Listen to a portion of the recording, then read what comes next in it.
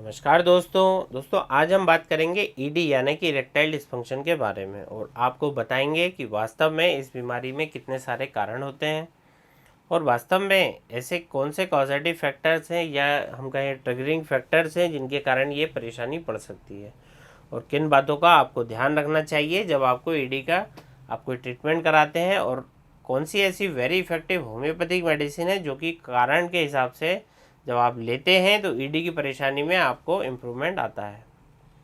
सभी बातों को समझने के लिए प्लीज़ वीडियो को पूरा देखना ना भूलिए दोस्तों। और अगर आप वास्तव में ईडी की परेशानी से छुटकारा चाहते हैं तो कुछ साइंटिफिक बातों को समझिए, समझ में आए तो थम्स अप दीजिएगा दोस्तों। और अगर आप ऐसे ही वीडियोस आगे भी चाहते हैं तो चैनल को सब्सक्राइब करना बिल्कुल भी ना भूलिए। तो दोस्तों सबसे पहले हम बात कर लेते हैं कि आखिर ये ईडी यानी कि इरेक्टाइल डिस्फंक्शन की समस्या क्या होती है। देखिए, बातों को समझने के लिए पहले अपने माइंड को पूरी तरीके से खोल लीजिए। इरेक्टाइल डिस्फंक्शन कोई बहुत बड़ी समस्या नहीं है। ईडी में बेसिकली 3 चीज़ें होती हैं। एक हो गया आपका इरेक्शन का ना हो पाना, दूसरा हो गया इरेक्शन को होल्ड ना करके रख पाना और तीसरा है कि डिज़ायर ही ना हो पाना। तो ये 3 तरह की परेशानियां आपको ईडी में हो सकती हैं दोस्तों।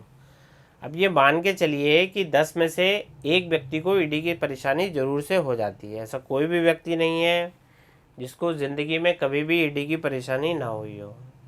तो अगर आप ईडी यानी कि इरेक्टाइल डिस्फंक्शन से जूझ रहे हैं तो आपको टेंशन बिल्कुल भी नहीं लेना है। ये कोई बहुत बड़ी कंप्लेंट नहीं है दोस्तों। अब सवाल उठता है कि अगर आपको इसका ट्रीटमेंट कराना है तो आपको किन किन बातों का ध्यान रखना चाहिए। देखिए, ज़रूरी है समझना ईडी के लिए, क्योंकि बहुत सारे कॉजेज़ होते हैं। अगर आपको लगता है कि भाई मेरा जो इरेक्टाइल डिस्फंक्शन है उसका जो कारण है वो कुछ और है, या आप इरेक्शन को होल्ड नहीं कर पा रहे हैं उसका कारण कोई डिफरेंट है, और डिज़ायर यदि ख़त्म हो गई है तो उसका कारण डिफरेंट है। अब मैं यदि किसी डॉक्टर को दिखा लेता हूँ, या जो बहुत लोग गलती करते हैं कि भाई किसी दोस्त ने बता दिया कि भाई मैंने ये मेडिसिन ली है आप भी इसका प्रयोग कीजिए, या कोई डॉक्टर बता रहा है कोई ये जड़ी बूटी है या कोई ड्रॉप है इसका बहुत बढ़िया रिजल्ट है, इसका हर एक पेशेंट में इम्प्रूवमेंट आएगा। तो दोस्तों ऐसा नहीं है। हर एक मरीज़ अलग है, हर एक मरीज़ का कारण अलग है और हर एक मरीज़ का ट्रीटमेंट भी अलग होता है, ऐसा होम्योपैथी का मानना है दोस्तों। इसीलिए आज हम डिफरेंट कारणों के हिसाब से होने वाले ईडी के बारे में बात करेंगे कि जिस कारण के हिसाब से आपको ईडी में जो दवाई इफ़ेक्टिव हो सकती है उसके बारे में हम आज इस वीडियो में बात करेंगे दोस्तों। इस वीडियो को देखने वाले लोग एजुकेटेड हैं, पढ़े लिखे हैं, तो बेवकूफ़ी मत करिए जो अभी तक आप करते आ रहे हैं। हिट एंड ट्रायल जो मेथड है, जो आप करते आ रहे थे, वो आपकी कंप्लेंट को बढ़ा सकती है, क्योंकि हमने ईडी के कारणों के बारे में पता नहीं किया है। इस वजह से लोगों को दवाई खाने के बाद इम्प्रूवमेंट नहीं आता, और आप में से कई सारे लोगों को लगता है कि भाई ये जो डॉक्टर्स यूट्यूब पे वीडियो बना रहे हैं वो चाहते हैं कि मरीज़ उनके पास आए। अरे भैया, ऐसा नहीं है। हमारे पास कई सारे पेशेंट हैं, हम लोकली अपनी प्रैक्टिस करते हैं, तो हमें पेशेंटों की ज़रूरत नहीं है। हम आपका भला चाहते हैं, इसलिए हम आपको बता रहे हैं कि अगर आप बाकियों की तरह भी हिट एंड ट्रायल करने लग जाएं तो जो आपकी परेशानी जो 1 महीने में ठीक हो सकती थी वो लगभग अब 3 से 4-6 महीने आपके लग जाएंगे। ऐसी गलती बिल्कुल भी ना करें दोस्तों। बीमारी के पीछे उसके कारण, उसकी तकलीफ़ के पीछे जो कारण है, इसको आप अच्छे से जानें, उसको दूर करें, तभी जाके आपकी ईडी की समस्या ठीक होगी। अब सवाल उठता है कि कौन कौन से ऐसे कारण होते हैं वास्तव में ईडी के। देखिए, सबसे पहले हम कॉमन कारणों की बात करते हैं। एक आम आदमी की भाषा में नंबर 1 जो कारण होता है वह होता है ओवर इंटेलिजेंस।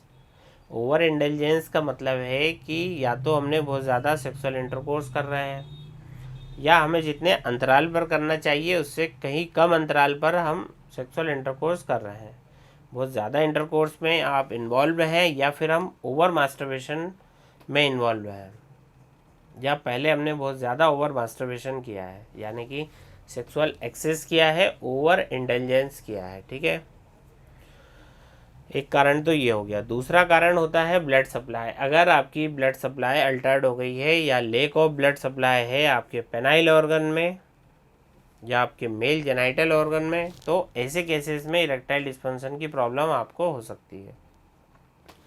तीसरा जो एक बहुत बड़ा कारण है वो यह होता है कि हार्मोनल इम्बैलेंस। अगर आपको टेस्टोस्टेरोन हार्मोन अच्छा नहीं है, या कभी ना कभी आपको इरेक्टाइल डिस्फंक्शन की परेशानी इससे ज़रूर हो जाएगी। खासकर कि यदि आपको इरेक्शन को होल्ड करने में दिक्कत आ रही है तो आपकी ये समस्या का कारण कोई हार्मोनल इम्बैलेंस हो सकता है, या फिर आपकी सेक्सुअल डिज़ायर धीरे धीरे कम होने लगी है। तो अभी यहाँ पे दोस्तों ये जो कारण मैंने बताए हैं ये हो सकते हैं आपके हार्मोनल इम्बैलेंस की वजह से। चौथा एक जो बड़ा कारण आता है वो है नर्वस कंप्लेंट, यानी कि अगर आपकी नसों में परेशानी है, आपकी जो नर्व्स है और मसल्स है, इनके जो कोऑर्डिनेशन है या किसी भी कारण से डिस्टर्ब हो रहा है तो आपको ईडी की परेशानी ज़रूर से हो सकती है। इसके अलावा होता है जनरलाइज वीकनेस, यदि आपको किसी बीमारी की वजह से वीकनेस आ गई है या आपको कोई न्यूट्रिशन की कमी है और उसके बाद वीकनेस आ गई है शरीर में, और किसी तरह की आपको दिक्कतें हो रही हैं जिनकी वजह से आपको वीकनेस आ रही है, तो आपको ईडी की परेशानी हो सकती है। या इन जनरल हम बात करें तो ये जो कॉजेज़ हो जाते हैं दोस्तों, अगर आप डॉक्टरी भाषा में समझेंगे तो बेसिकली हम लोग जो फोकस करते हैं वो करते हैं, पहले तो कारण हो गया कि भाई यदि टेस्टोस्टेरोन कम है और इस वजह से यदि ये हो रहा है, या कोई नर्व्स में कोई दिक्कत आ गई है उसकी वजह से कोई दिक्कत आ रही है, या कोई न्यूरोमस्कुलर डिसऑर्डर है जिसकी वजह से आपको ये परेशानी हो रही है। बहुत सारी बीमारियों में हम देखते हैं कि नर्व कोऑर्डिनेशन दोस्तों गड़बड़ा जाता है, उस वजह से पेशेंट को ईडी की परेशानी हो जाती है। एक आम आदमी इसको नहीं समझ पाता। बहुत सारे केसेस के अंदर कोई अंडरलाइंग मेजर डिसीज़ है, जैसे कि पार्किंसन डिसीज़ हो गई, डिप्रेशन हो गया, इंसोम्निया यानी कि नींद ना आने की कोई परेशानी हो गई, तो ऐसी कंप्लेंट में ईडी की परेशानी पेशेंट को बहुत हद तक हो जाती है, राइट। इसके अलावा फोर्थ एक कारण है कि डेबिलेटिंग डिसीज़, अगर आपको सपोज़ कि कैंसर हो गया या कैंसर की कोई दवाई आप खा रहे हैं, कोई शरीर में बड़ा ट्यूमर हो गया जो आपको तकलीफ़ दे रहा है, या फिर आप डायबिटिक हैं, या आप बीपी की बीमारी या बीपी के लिए मेडिसिन लेते हैं, तो ऐसी कुछ डिसीज़ेस के अंदर भी आपको ईडी की परेशानी हो सकती है, ठीक है। अब देखिए ईडी के कुछ ट्रिगरिंग फैक्टर्स भी हैं, कुछ ट्रिगरिंग फैक्टर्स जिनसे कि आपका ईडी की जो थोड़ी समस्या थी वो बढ़ सकती है। इसमें सबसे पहले आता है दवाइयाँ कौन कौन सी। अगर आप बीपी की दवाइयाँ खाते हैं, ज़्यादा लंबे समय से आप खाते आ रहे हैं, अगर आपको शुगर अनकंट्रोल्ड है और आप ज़्यादा से ज़्यादा इसकी दवाई खा रहे हैं, उसके बाद भी आपकी शुगर जो है वो कंट्रोल में नहीं आ रही है, आपको ईडी की परेशानी हो सकती है। अगर आप वज़न कम करने के लिए कोई मेडिसिन खा रहे हैं, आप अपनी डाइट के ऊपर विशेष ध्यान नहीं दे रहे हैं, एक्सरसाइज प्रॉपर नहीं कर रहे हैं और सिर्फ चाह रहे हैं कि दवाई से ही आपका ये वजन कम हो जाए दोस्तों, तब आपको ईडी की परेशानी हो सकती है। अगर आप थायराइड संबंधित कोई दवाइयाँ खा रहे हैं, या शुगर संबंधित कोई दवाइयाँ खा रहे हैं, या कोई हार्मोनल संबंधित दवाइयाँ आप खा रहे हैं, तो आपको ईडी की परेशानी होने के चांस बढ़ जाते हैं। इसके अलावा जैसा कि कोई साइकोलॉजिकल ड्रग, जैसे कि नींद ना आने की यदि आपको समस्या है, कोई एंटी डिप्रेसेंट आप खा रहे हैं, एंजाइटी स्ट्रेस, या कोई एलर्जी के लिए कोई दवाई खा रहे हैं, या एंटीबायोटिक, दोस्तों ये सारी ही दवाइयों के खाने के बाद बॉडी कुछ समय के लिए रिलैक्स हो जाती है, जिसकी वजह से हमें ईडी की परेशानी हो जाती है।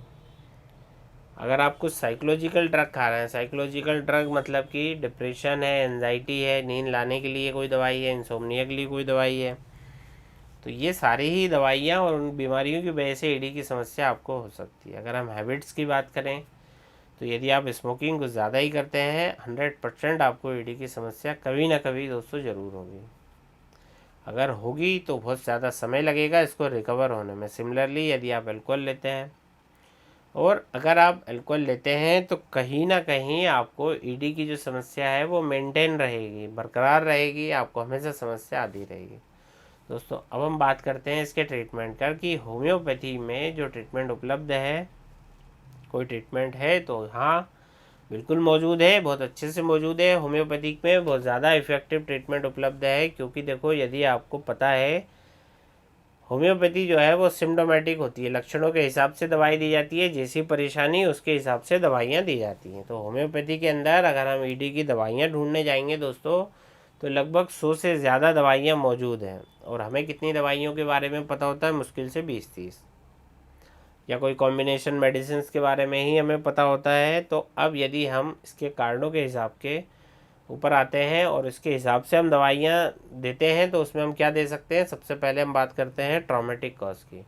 सपोज़ कीजिए यदि आपको जेनाइटल एरिया में या मेल सेक्सुअल एरिया जो है आपको कहीं इसमें चोट लग गई है, आपको हर्निया हो गया, हाइड्रोसील हो गया, कुछ इस तरह की दिक्कत हो गई है, तो आपकी नसों में दोस्तों चोट के कारण ऐसी परेशानियां हो सकती हैं, या लेक ऑफ ब्लड सप्लाई हो गई है चोट लगने की वजह से, तो वहाँ पे आपको इरेक्टाइल डिस्फंक्शन हो जाता है। ऐसे में फर्स्ट और मोस्ट इम्पोर्टेंट मेडिसिन है दोस्तों आर्निका मोंटाना 30। अगर चोट लगने के बाद इरेक्टाइल डिस्फंक्शन हुआ है तो वहाँ पे फर्स्ट लाइन ऑफ ट्रीटमेंट है वह है आर्निका मोंटाना 30। हालांकि ये जो चोट लगने का कारण है दोस्तों, ये सिर्फ 10% केसेस में ही ईडीके में देखा जाता है।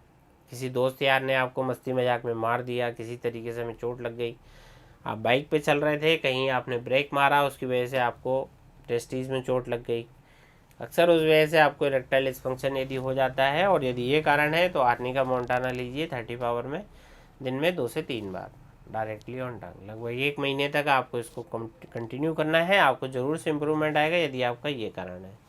अब हम बात कर लेते हैं कि अगला जो कारण है वह है ओवर इंटेलिजेंस, यानी कि ओवर इंटेलिजेंस के बाद आपको ईडी की परेशानी हुई है। यदि आप सेक्सुअल इंटरकोर्स में, सेक्सुअल लाइफ में आप ओवर इंटेलिजेंस है, कुछ ज़्यादा ही आप सेक्सुअल इंटरकोर्स में एक्टिव रहे हैं, पहले रहे हैं, अभी एक्टिव हैं, तो आपकी जो फ्रीक्वेंसी थी इंटरकोर्स की वह कहीं ना कहीं ज़्यादा है, और उसके बाद आपको ईडी की परेशानी हो रही है, तो ऐसे में आपको एवेना सेटाइवा मेडिसिन का मदर टिंचर इस्तेमाल करना है। लगभग इसकी 20 बूंदें आधे कप गुनगुने पानी के साथ दिन में 3 बार आपको प्रयोग करना है, लगभग 1 महीने के लिए। दोस्तों एक तो आपको मेडिसिन लेना है, साथ में आपको सेक्सुअल इंटरकोर्स कुछ दिनों के लिए बंद जरूर कर देना है। आप अपनी डाइट, अपनी एक्सरसाइज के ऊपर आपको विशेष ध्यान रख देना है दोस्तों। ईडी की जो परेशानी है उसमें ज़रूर से इम्प्रूवमेंट आएगा। अगला कारण कि यदि आप ओवर मास्टरबेशन कर रहे हैं, या फिर आपने ओवर मास्टरबेशन अपनी लाइफ में कभी ना कभी किया है, काफ़ी सारे पेशेंट बताते हैं, उसके बाद से यदि आपको ईडी की परेशानी हो गई है और वो सॉल्व नहीं हो रही है, ऐसे में एक मेडिसिन है दोस्तों कैलेडियम सिंगुनम मेडिसिन 30 पावर में आपको यूज़ करना है। यदि आपको कन्फर्म है कि ओवर मास्टरबेशन की वजह से आपको ईडी की दिक्कत आई है, या पहले जो ये मैंने गलतियाँ की हैं और अब मुझे उसके बाद से ईडी की दिक्कत हल्की हल्की शुरू हो गई है, अब बढ़ती जा रही है, तब उस कंडीशन में आपको कैलेडियम मेडिसिन का यूज़ करना है 30 पावर में दिन में 2 बार के हिसाब से आप ले सकते हैं। इसको रेगुलरली 1 महीने तक यूज़ करना है। याद रखिए दोस्तों, उस समय आपको मास्टरबेशन बिल्कुल से बंद कर देना है या कंट्रोल करने की आपको कोशिश करनी है, और साथ में डाइट और एक्सरसाइज के ऊपर ध्यान देना है। आपको 100% इम्प्रूवमेंट इससे आएगा दोस्तों। अब बात करते हैं कि यदि हार्मोनल कॉज है, यदि आपका टेस्टोस्टेरोन हार्मोन कम है, या आप थायराइड संबंधित परेशानी है और आप इसकी कोई मेडिसिन ले रहे हैं, आपको डायबिटीज़ की कोई दिक्कत है, आप उससे संबंधित कोई दवाई खा रहे हैं, डिप्रेशन से संबंधित कोई दवाई खा रहे हैं, इन सब दवाइयों के खाने की वजह से यदि आपको ईडी की समस्या आ गई है, ऐसी कंडीशन में आपको कोनियम मैकुलेटम मेडिसिन लेना है। ये मेडिसिन बढ़ते हुए एजिंग प्रोसेस को भी कम करने का काम करती है, और उसकी वजह से जो ईडी होती है उसको ये सॉल्व कर देती है। दोस्तों कोनियम मैकुलेटम को आपको 200 पोटेंसी में दिन में 2 बार यूज़ करना है, एक अर्ली मॉर्निंग और एक इवनिंग में। आप इसे यूज़ करते हैं, लगभग 1 महीने तक आप यूज़ करते हैं। साथ में आप अपनी जो बाकी दवाइयाँ हैं इन पे आप यदि कंट्रोल रख रहे हैं, एक्सरसाइज कर रहे हैं, डाइट पे ध्यान दे रहे हैं, तो जो आपके हार्मोन रिलेटेड परेशानियाँ हैं दोस्तों, इसमें भी इम्प्रूवमेंट आएगा। साथ ही साथ ईडी की जो प्रॉब्लम है खासकर, इसमें बहुत ज़्यादा आपको इम्प्रूवमेंट आएगा यदि आपका हार्मोनल कारण है तो।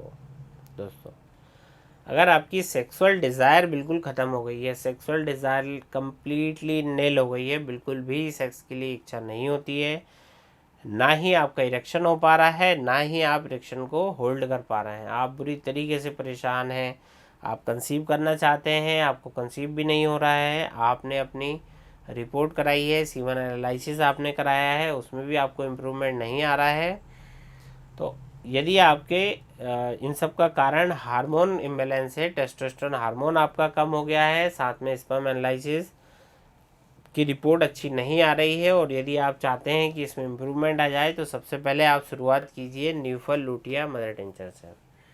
न्यूफल लुटिया मदर टिंचर 20 बूंद के हिसाब से आपको दिन में 3 बार प्रयोग करना है, लगभग 1 महीने तक यूज़ करना है। डॉक्टर से सलाह लेनी है, कारण को ढूंढना है, सही से डाइट और एक्सरसाइज करना है, साथ में दवाई लेना है। न्यूफल लुटिया मदर टिंचर लगातार 1 महीने तक आपको यूज़ करना है, रिजल्ट दिखने लग जाए। दोस्तों आगे जो दूसरी दवाइयों की ज़रूरत पड़ती है तो 1 महीने के बाद आप अपने डॉक्टर से फिर से आप सलाह लीजिए, उसके हिसाब से आप आगे अपनी दवाइयाँ कंटिन्यू कीजिए। दोस्तों अगर आपको ये वीडियो अच्छा लगा है, वीडियो को लाइक लाइक कर दीजिएगा दोस्तों, और आगे ही ऐसे वीडियोस आप देखना चाहते हैं तो चैनल को सब्सक्राइब करना बिल्कुल मत भूलिएगा। इस वीडियो में फ़िलहाल इतना ही, और मिलता है नेक्स्ट वीडियो में। तब तक के लिए नमस्कार, थैंक्स फॉर वॉचिंग, धन्यवाद।